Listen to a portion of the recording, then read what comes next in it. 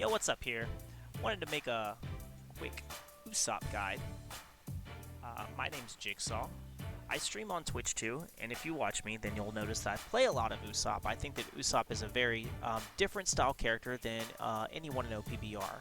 A lot of people find him annoying whenever you're against him. A lot of EX players, the Rodin meta, really don't like him as well. And you can use a lot of this stuff to your advantage. What makes him so great is he is the first time, if you play RTSs, you're familiar with the term AD carry. He's an AD carry style. Something new to the community where he's ranged and you want to focus on spacing and ranged, right? You're not out there as a runner just trying to capture flags. Because of his skills, he's great at doing all three things: attacking, running, and defending. This is invaluable with the fact that he has a long-range skill that ignores defense and lowers defense, as well as a pushback, right?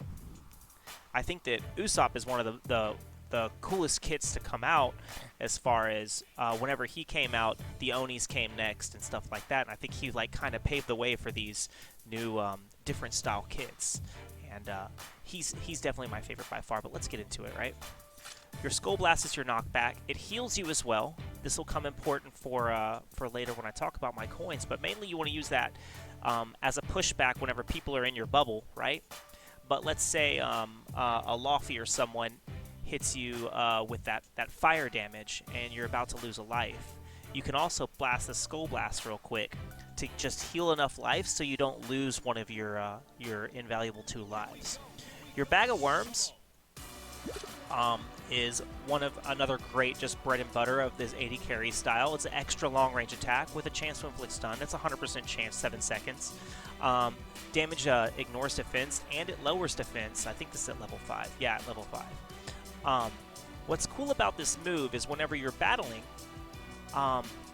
you'll have people at the top, you know, the little icons at the top here. If you click those icons up there, you see someone from long range, that'll position Ussop to be looking directly at that person. So even if there's a fight in front of you, you can kind of ignore them and fire off that long range skill across map. So Ussop's one of the very few people who can pressure the map from far away as long as there's not elevation in the way.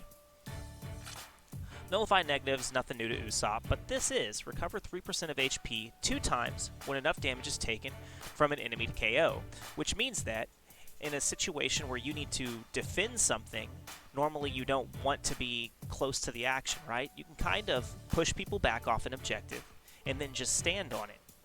While you're standing on it, you want to try and live as much as possible, perfect dodge as much as possible, but as long as you're not getting knocked off the point and you fall down and you quote die, end quote, you fall down, you have to recover your health and then get back up. So they still can't take that objective, which I use quite often in that last 30 seconds when this when keeping an objective. That 3-2 win is very important.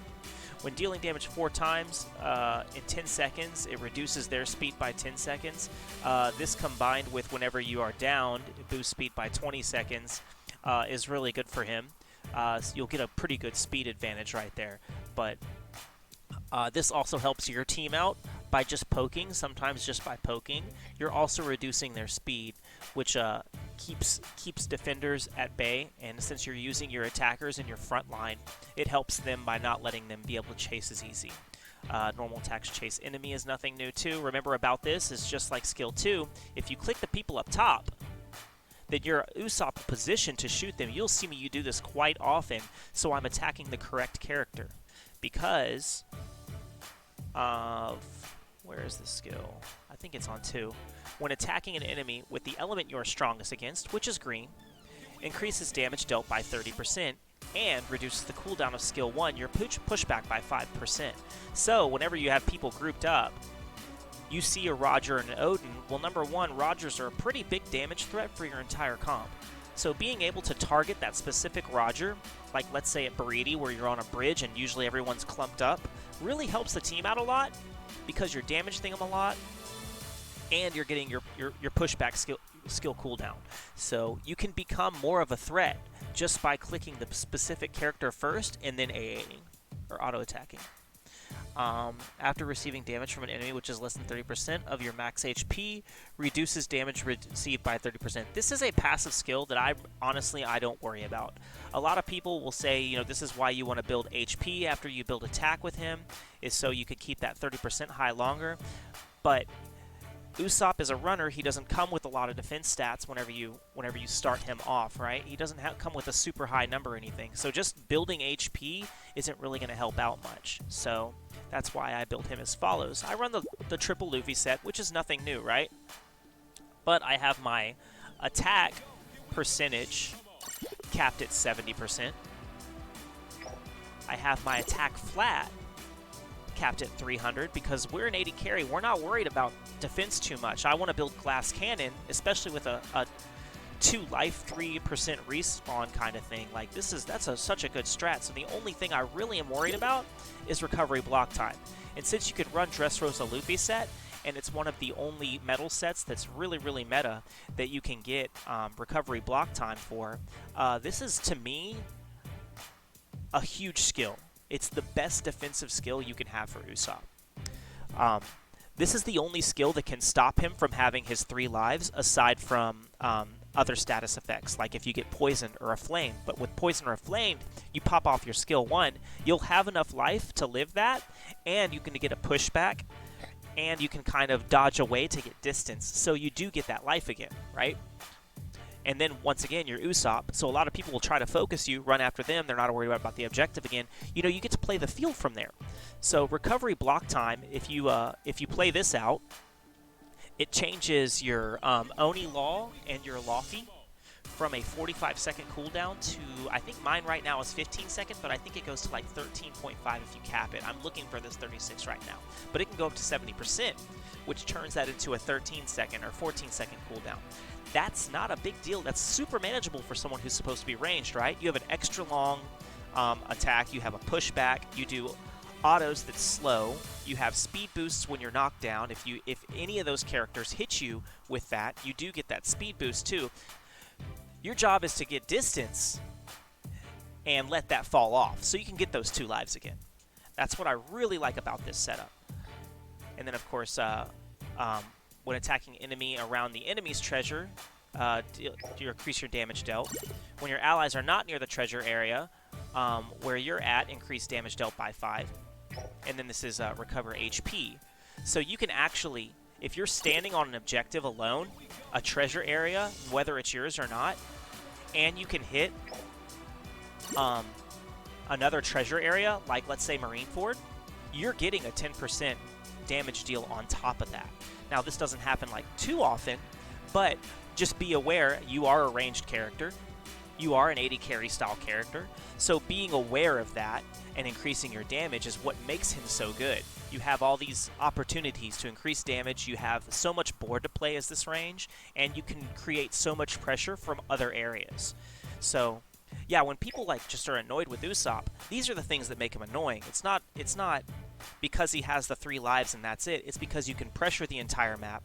You have all of this range. You have 3 lives. You have speed boost. You have a speed slow. You have an ignore defense. You have a defense debuff. You have a pushback when people get too close. Like, he's just built different. So as you can see here, my attack is the only stat that I am maxing out here. And then on my character boosts, the only thing I'm doing is increasing my attack as I'm getting gems. So I'm not worried about health in any sense. There's just not a point of building this if I'm keeping my range correctly. I still right now play games with Ussop where I don't use my other character. He has a good enough potential with no defense and with no HP build to literally just max attack and help your team out. Get the damage numbers out there. If you're going to use a front line, you better be pumping out numbers if you can. Also, understanding bad matchups with Ussop is a big deal for him. Understanding that Frankie, when he's on their point, you do like almost no damage to him. And whenever you're attacking him, all you're doing is stacking his laser up so he does more damage and heals more. So understanding your bad matchups with Ussop is kind of a big deal too. Knowing when to back out of a fight or just click somebody else and apply pressure somewhere else. But like, let's say you have to you want to attack forward, you have A, B, and C, and you're going to D next, and you see there is a Frankie on the point, it is better for you to just either go all the way to their spawn point or find something else to do, because that Frankie would be a bad matchup. Understanding your matchups is a big deal with Ussop too. I guess the only thing really to add is about support characters. I don't have a great support character system right now, but if you have the attack, defender, runner setup, that would be great. I also run New World. New World does more damage to the element you are weak against by a certain percentage too, of course, like I said.